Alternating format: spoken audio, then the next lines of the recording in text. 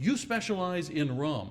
And oh man, your single barrel rum, I could crawl into a vat of that, man. That is some good stuff, but we'll get to that a little bit.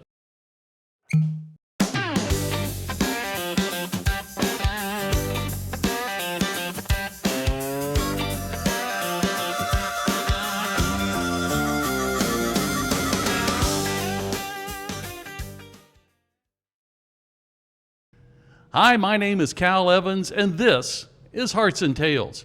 Hey, we're here at Copper Bottom Distillery we're actually in Holly Hills, not in Daytona Beach, right? Holly Hill, Florida, yes, sir. Holly Hill, Florida. That is very cool.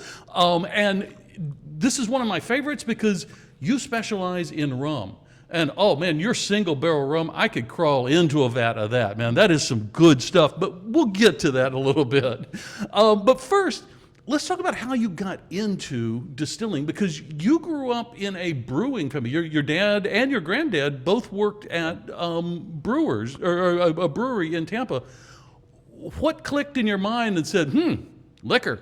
Well, it wasn't just my dad and my grandfather. It was both of my grandfathers. So on both sides, my dad worked over 20 years for Pabst, Schlitz, and Stroh's.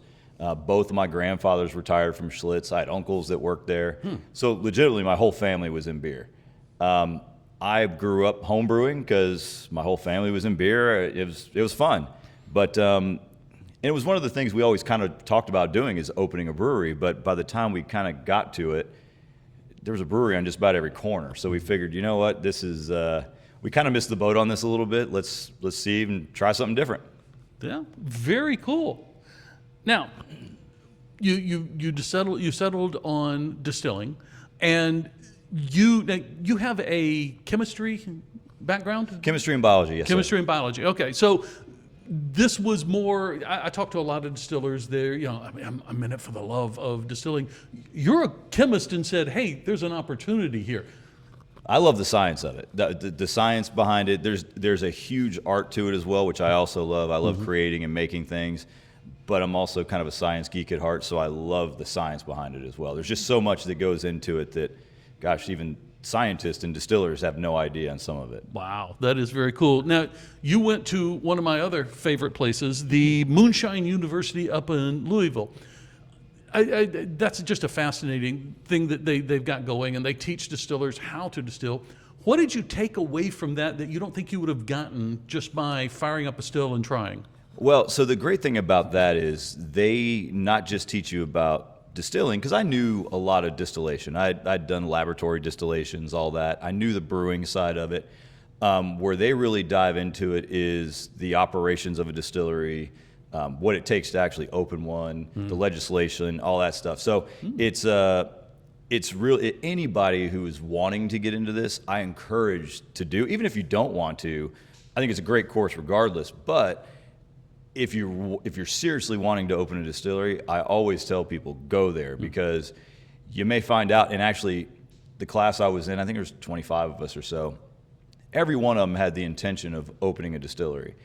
After the first couple days, there was a handful I talked to who were like, "This is a little bit more than I anticipated." Really? We don't. So it's not the cheapest of courses to take, but I'll tell you, it's the best money ever spent if you find out, man, this is a little bit more than I thought, and it'll save you a lot of money in the long run. But it's a great course. They do a really good job up there, and they bring in industry experts in just about every part of it: TTB, vendors, marketing, and they really break it down on what it takes to open one of these. Yeah, and the laws here, you said legislation, the laws here in Florida changed 2015, 2016? They've changed a few different times. Okay. They somewhere around 2000. We opened up in 2016, so it changed right around there at one point.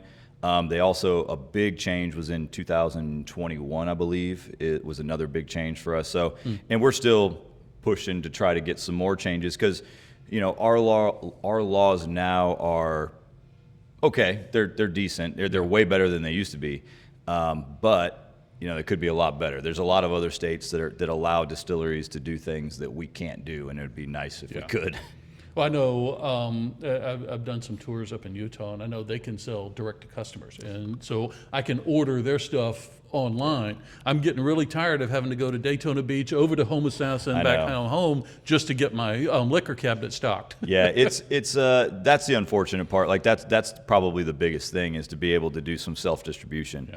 Unfortunately, there's been a lot of consolidation in the distribution side of the industry, and these guys just don't really have the time, and it's not really even their fault. They just don't have the time to deal with a bunch of small distilleries and breweries like us. Yeah. So it would be really nice if we could, even if it's just to a certain limit, self-distribute to a certain amount of cases per year. Yeah. And then honestly, it would be, to me, it's beneficial for them as well, because now we've gotten to a level where we are attractive to them and they do want to sell our product. We've done the legwork now.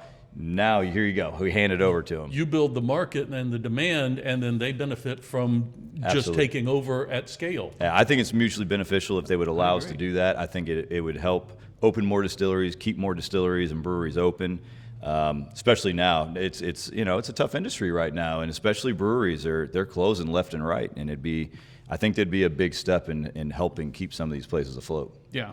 Now, you looked at brewing, and like you said, there was one on every corner, and so you decided to pivot into distilling.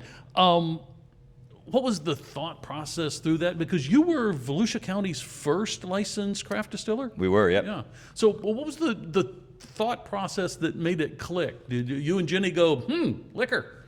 No, actually, you know what it was? It was a family trip. It was me, Jenny, my wife, and my parents. We went up to Vermont for a little family reunion, and Vermont's got a great craft beer scene. So we were going around and checking out little craft breweries all over the place. And this had to be 15 years ago now. And we stopped in at one, and right across the street was a brand new craft distillery. I'd done the bourbon trail. I'd seen it on a large scale. Didn't even really think it was feasible to do on a small scale. And I don't even think that they were finished building out yet, but I was looking through the window, and the owner happened to be there, brought us in and showed us around, and I'm not kidding. Literally, we walked out the door, and the four of us looked at each other and said, that's it. That's what we're going to do. And we started doing research and started looking around and seeing what was possible and what manufacturers were out there for stills on a smaller scale. And yeah, it was just a kind of a freak trip, and stopped in a distillery, and here we are. That is so cool. It's a great story, and I'm amazed at how many places I've done 20, 30 distillery tours. I love them. They're fun, but so many places I'll go up to, and I'm not even sure if they're open, and I'll knock on the door and somebody answers. I says, "Do y'all offer tours?" Well, ain't nobody here, but I'll show you around. You know, and I've had 2 or 3 just private tours just because I showed up, and always I walk out with a bottle of something, because everybody's doing it a little different. Yeah. Now, I got to meet your father, Mark, and your mother, Joanne. They're here working with you here today. You made this a family business, and again, so many distilleries that I go to, it's a family affair. How do you keep the family and the business separate? I mean, it's difficult sometimes, but one thing that kind of helps is my parents live 3 hours away in Tampa, so they come over when they can, at least once or twice a month. They come over and help out. Oh, cool. But we do conference calls every week to keep everybody abreast of what's going on here. The great thing is we all have our parts. My wife, Jenny, does all the marketing, promotions, all that kind of thing. I do all the operations around here. So I'm doing all the distilling, tastings, tours, all that stuff. My dad built the place and keeps it running when he gets here. Usually, by the time he gets here, he's fixing whatever I broke through the couple weeks. And then my mom does all the books. So we all have our parts and we all have our lanes. We kind of stay in them and try not to cross over too much. But we all have input on everything, so it's great, and honestly, in some cases, it's brought us closer together. So it's great. That is very cool. I grew up in a family business, not distilling, but a family business. And so I get it brings us all together because at 2:00 in the morning when something's got to get done and it's me and dad, or maybe me, dad, and my sister doing it, Absolutely. That pulls us all together. One of the things I love, and I talked about this a little bit before we started recording, you have a theory of you don't buy spirits. You don't add anything to your spirits. Everything is you distill it and you age it. Right. That's a hard road to pull, especially these days, because there's a lot of distillers out there that are just making a neutral spirit and pouring a syrup in Adding there flavors, and calling it, and there's some of those that I like, but most of the that's just not what I'm looking for.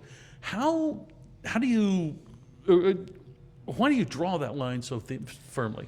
Well, for us, it was really a couple of big things. For me, we got into this, and I got into this specifically because I like to make things. Mm-hmm.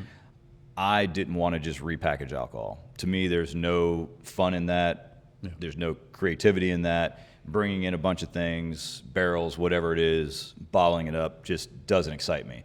But also, if we want to make this a viable business, we have to have something different.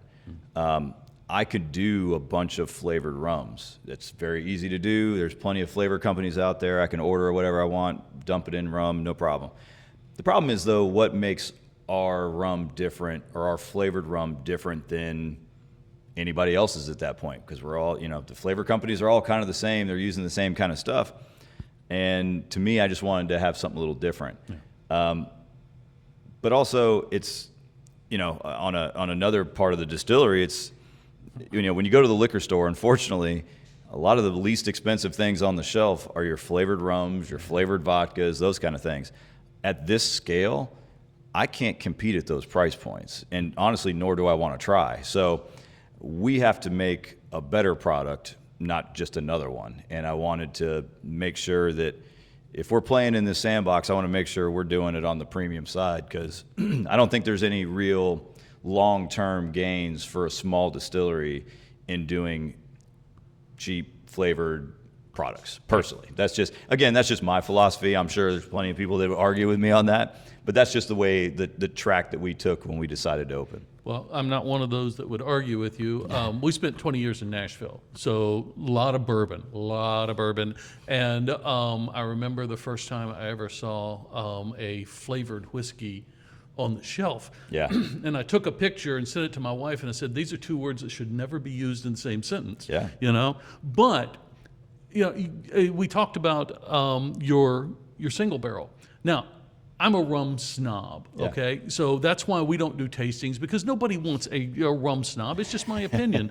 But I've got to say, of the rums that I have tasted, and probably 100, your single barrel, it almost coats your throat. There's no burn to this. It is just pure flavor. How do you get that without add? Because honestly, my intention was to come up here and ask you, what do you add to that to make it so smooth? Honestly, when it comes to the single barrel, or just any of our rums in general, it's really the distillation is where it starts. The raw ingredients do make a big difference, and we use, instead of a molasses, which most people use, we use a raw unrefined cane. Mm-hmm. Gives it a little. I did that on purpose because we wanted it, and it does give it a slightly different flavor. Pulls out more of your lighter notes, your butterscotches, banana, vanilla notes, and I really like those. For us, it's really taking time on the distillation, making sure we really make good, sharp heads, hearts, and tails cuts. And then the other thing is just letting it sit.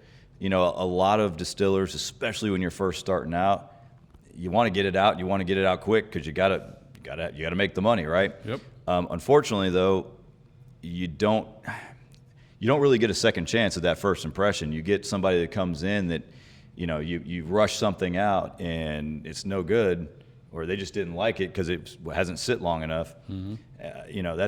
That's not a good thing, and good luck trying to get that person back, because that first impression is already there. So for us, it's just letting it sit and making sure that distillation is done right. Yep. This couple that I've tasted and I'm like, this is not good. But honest to God, that stuff. I appreciate it. Thank you. That is good stuff. And I don't make any money off of this. He's not. I don't have the money to pay. He's not paying me for this. But that is just, if you're ever in the area, you got to stop by and do a tasting.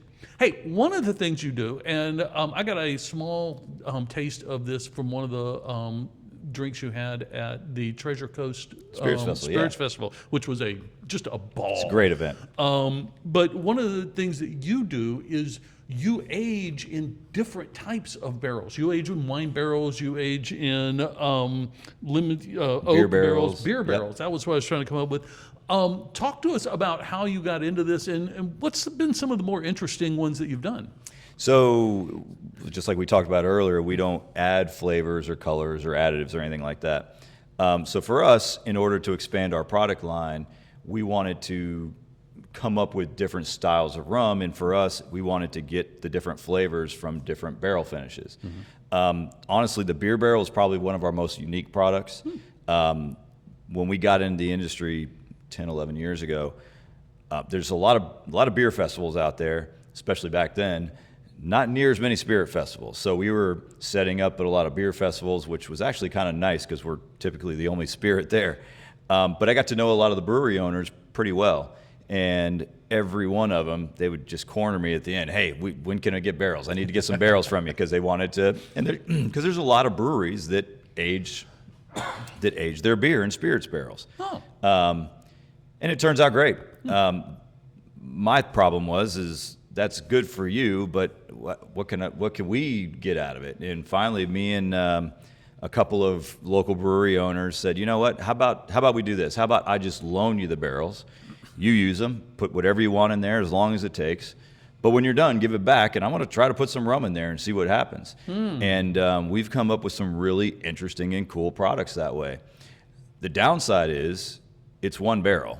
Yeah. So we typically only get a few hundred bottles out of it, and once it's gone because, look, at the end of the day, it's one barrel. So between the rum, the beer, the barrels, everything else, there's too many variables to try to get it the same every time.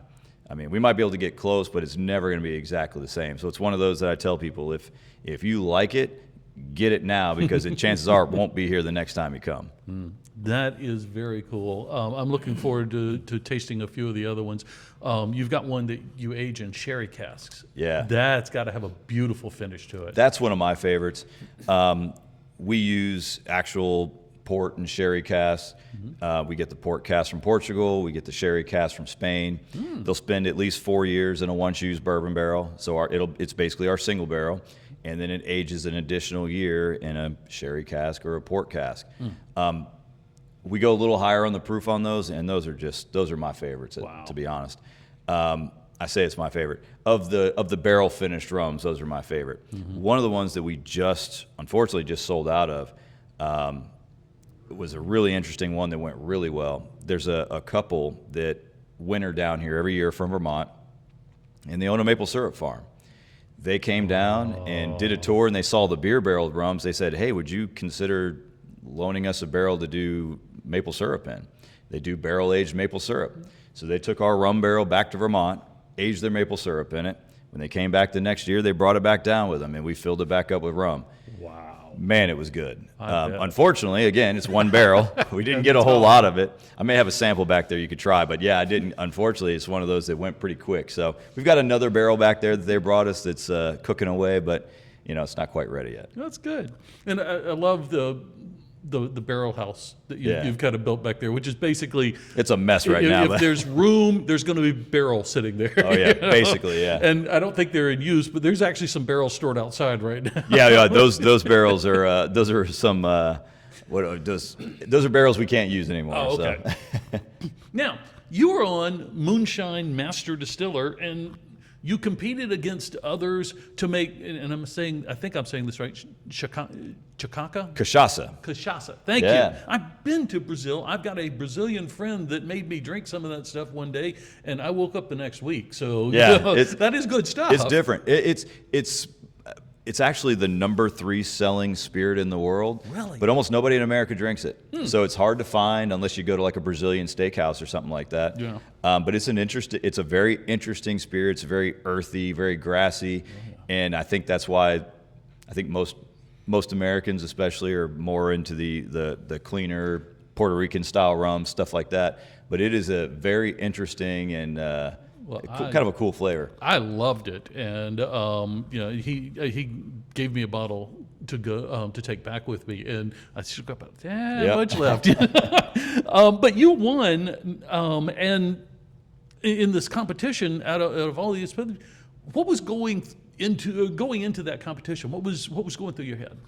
So I'll tell you, it was a little stressful, only because I'm a professional distiller. It's what I do for a living, and what you don't want is to go on there and lose to a couple of home distillers. Now, you say that going in, but to be very fair, the home distillers that they have on there are very good. The guy, Tyga, who's from California, that was in the final with me, he's been doing it actually longer than I have. He's been home distilling for about 15 years, and he's good at it. He knows what he's doing. He's pretty good at it.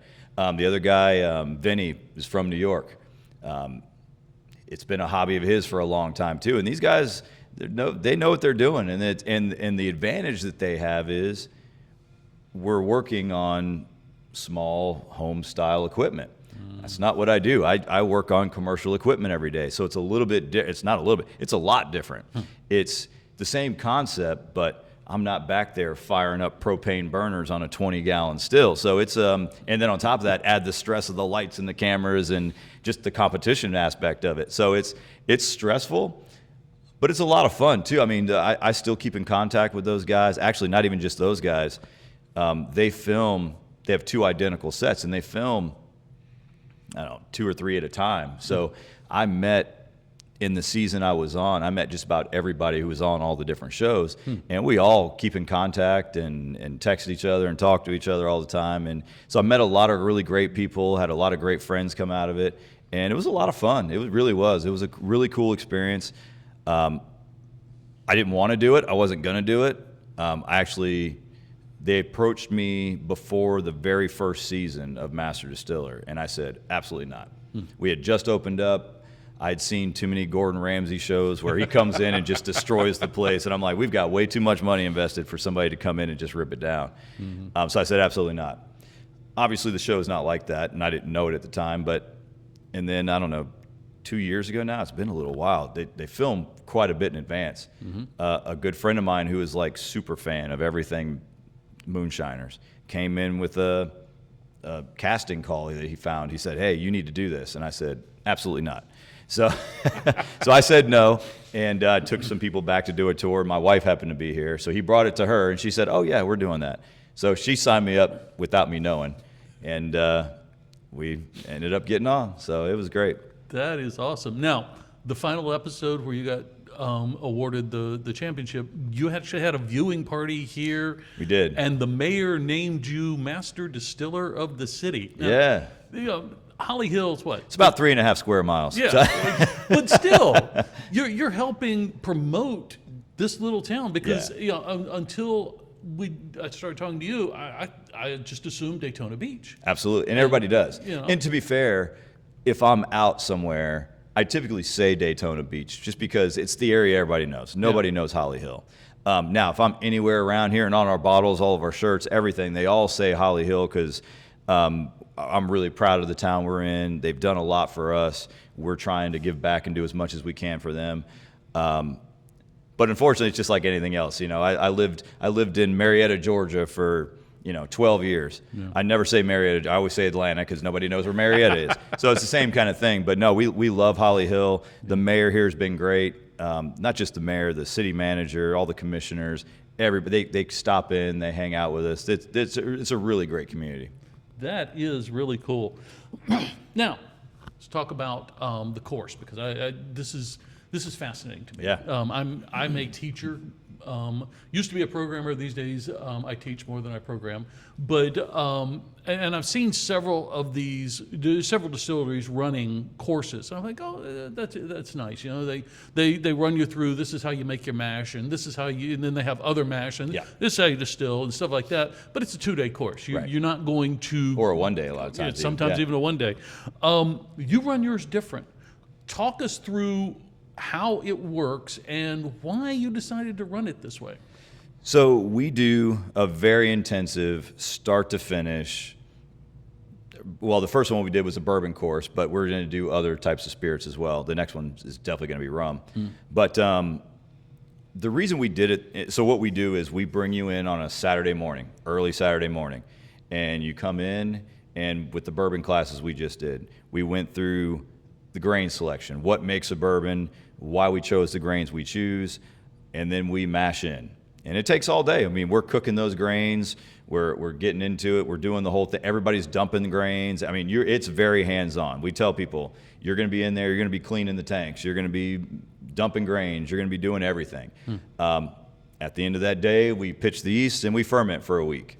So everybody goes back home, they come back the next Saturday, early in the morning again, we load up that still and we start distilling. And again, we go through the whole process. How, why.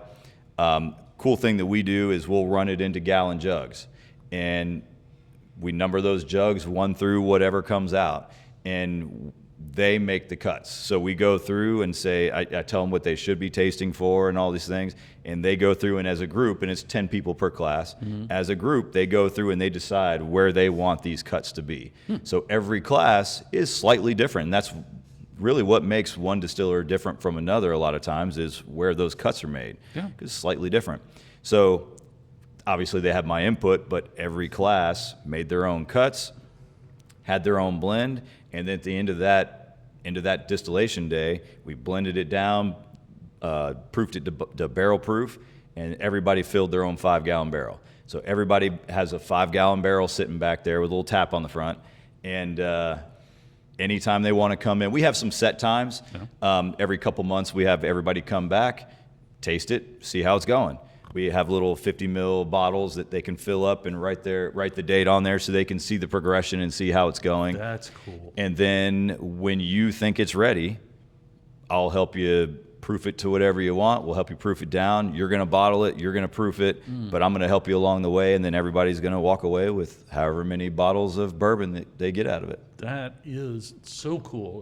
Like I said, and it's legitimately yours at that point. Like you can say, I made this. Yeah. I mean, you dumped all the grains, you mashed it in, you made the cuts, you barreled it, you bottled it. It's your bourbon. Yeah. And you're right. Showing them how to make where to make the cuts. That's key, because I was up in Yalaha with Doug McCormick, and he had just started a run on Little Boy, you know? And so and he had just made the cuts, and he says, "Here, smell that. Don't taste it. Just smell it." I was like, "That's acetate, pure and simple." My wife uses that for nail polish remover, you know, and I don't want that in my whiskey. So I love the fact that you focus on. This is what this is what's going to happen, and learn how to make the cuts, and it's just it's a fascinating concept. Well, and I know for me, like I'm the guy who does tours of different whatever it is, and I'm the guy who has the questions. Like, and I figure if I have a question, I assume that most other people do too. I'm just going to be the one to ask, because I'm just fascinated with a lot of different things, and so I figure. When I thought about it, I was like, you know what? Before we got into this, I thought it would have been really cool to do something like this, to actually do it. And I figured if I would have been interested in it, I know other people would. And I'm telling you, the amount of response we got was a little overwhelming. I was really hoping to do a 10-person class and just kind of be done. Like, here, let's do 10 people, see how it goes. We had 45 people sign up. Wow. I mean, right away. And I'm like, okay, we have to stop now because I don't have enough room. So, and it was 8 consecutive weeks of long days for me. So, but it was great. I mean, we had an absolute blast. I mean, the feedback we've gotten has been great. People are starting to come back and test them out, and it's really pretty amazing. Well, I'm telling you, if you're doing rum next time, I will be the first one to sign Come up, on. man. That's gonna be something awesome. Okay, so you're 10 years in here. every distiller I've ever talked to has that story. Whether it's a we should not have tried that, or this flavor just did not work out.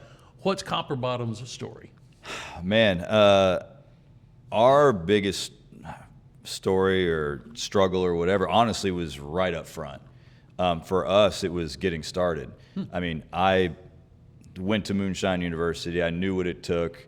We did a very extensive business plan. I mean, way more than I ever would have done on anything else. I mean, we had literally a binder like this. Wow. I mean, we were going, and we had all of our wants, needs, everything. We put it all in there. Like, look, this is what it's going to take.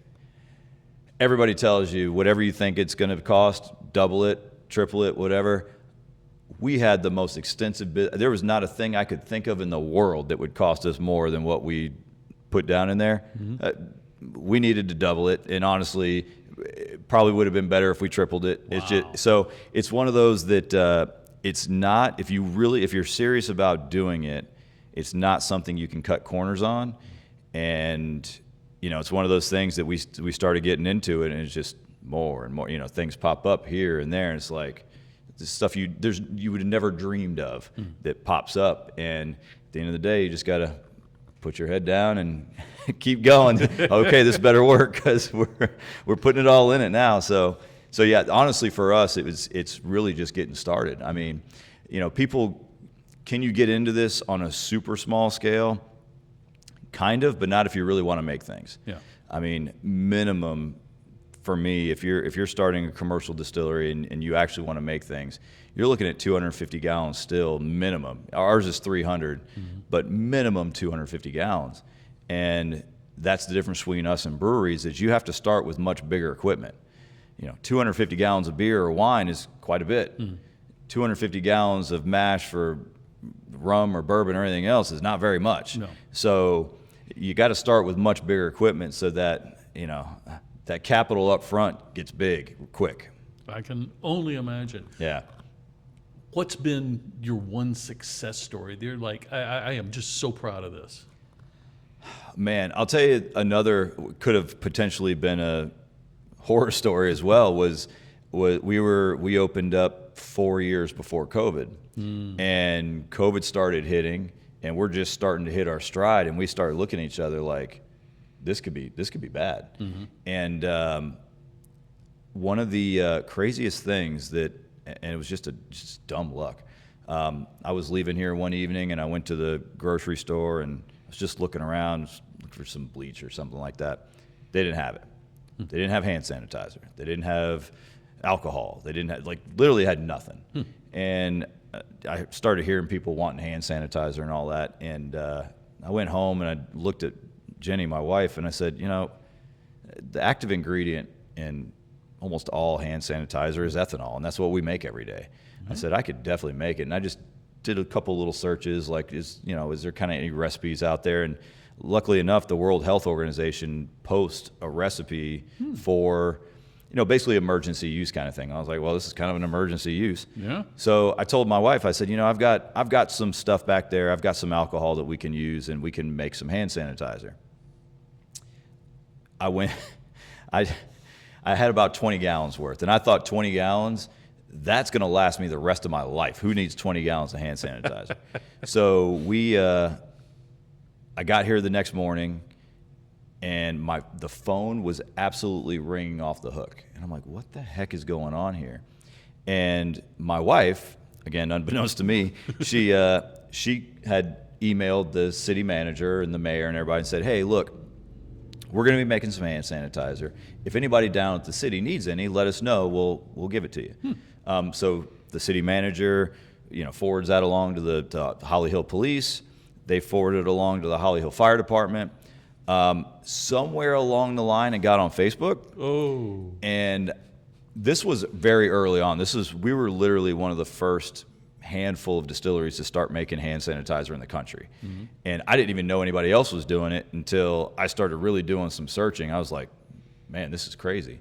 But the phone was ringing off the hook, and the very first call I picked up was from SunTrust, which I guess is Truist now, but SunTrust Bank headquarters in Atlanta. and they said, hey, we need you to make hand sanitizer for all of our branches across the country. And I said, I'm making a few gallons to give out around town. I don't have the capacity for that. Looking back, I probably should have said, all right, we'll figure it out. I didn't, but yeah. And so by this was like 8 o'clock in the morning. By 9 o'clock, there was 4 news trucks sitting outside. Wow. And around that time is when I called my wife and I said, you did this, get up here. So she took care of and at this point, I still hadn't made a drop yet. I'm still just running around. She took care of the media, took care of the phones. I started making it. By noon when we opened, we had a line wrapped around the building. From that day, for like the next 6-8 months, probably 8 months or so, we were giving away hand sanitizer. We didn't sell it. Anybody who came through the door got a 4-ounce bottle, and we gave away a little over 5,000 gallons of hand sanitizer. Wow. It was crazy. I mean, it was one of those things that we couldn't have done on our own. Honestly, the community really stepped up. I mean, we had people, little old ladies, bringing us bags of sugar from their pantry, like, hey, can you make hand sanitizer out of this? We had just a little donation bucket out front. We had people, they'd get a 4-ounce bottle, throw a $100 bill in there, like, this is great, keep doing it. I had one guy wrote us a check for $1,000 that day. First day, he's like, hey, this is awesome, keep going. That's great. Keep doing this. We had a guy, I had nothing to even put it in. Had a guy the very first day, he said, I've got 50,000 of these little 4-ounce bottles. They're yours if you want them. Brought them in on a truck. There you go. Embry-Riddle University donated all the labels. So it was a cool community effort. It was really interesting, and it was surprising to see how everybody kind of got together and made it happen. Coolest story, though, and just probably a long answer to a short question, okay. But I had a buddy of mine I hadn't talked to in probably 20 years from high school. He called me up and he said, hey, I saw on Facebook you guys are making hand sanitizer. How much can you make? I was like, I don't know, man. What do you need? He said, well, I'm on an aircraft carrier off the coast of Florida, and we can't get any. He said, if you can make me 50 gallons, I'll send a helicopter. I said, all right. So we all got together, my wife and my parents, we got together. We made 50 gallons overnight. We took it up to Cecil Airfield in Jacksonville, and they sent a helicopter over and took it to the ship. So it was the Gerald R. Ford, the new aircraft carrier that's out there, and they were out there doing sea trials, and it was when all these Navy ships were being quarantined and all that. And he's like, we can't get any, so we don't want this to happen. So they sent a helicopter out. It was very, very cool. That is amazing. I love ending on just such a positive note. Jeremy, thank you so much for taking time to be here today. I know you've taken time. You've got stuff that's cooking now, and you got to get back to that. But it has just been been wonderful just listening to you tell the stories. That's what I got into this for. I was doing a tour one time, and the Distiller was working the bar afterwards. Yep, and I do too. He got to telling stories that I didn't hear on the tour. Stories like that. Yep. And I'm like, people need to hear these things. So thank you so much for taking out your time out of your schedule to be with us. Audience, thank you for being with us today. I hope you've enjoyed this as much as I have. Now, if you are on YouTube, please do me a favor, hit that like and subscribe so you get us every month. We only do one a month, but we try to make them the best that we possibly can. Thank you so much for being with us, and we'll see you next month right here on Hearts and Tales.